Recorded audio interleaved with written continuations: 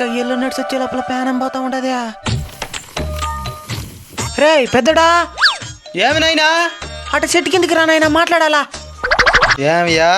ఈ రోజు మీ తమ్ముడు బయట దేశం నుంచి రాబోతున్నాడు రా. ఏమిరా విసుక్కుంటున్నావా? ఇంకేం ఎగిరి గంతేమంటావా?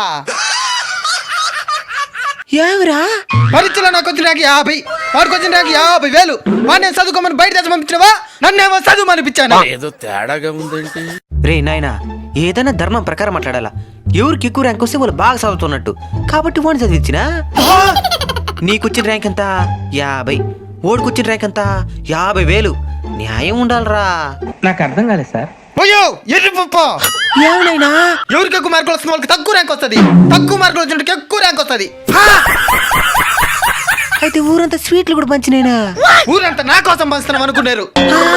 కింద కనబడుతున్న టైటిల్ మీద క్లిక్ చేసి పూర్తి వీడియోని చూడండి.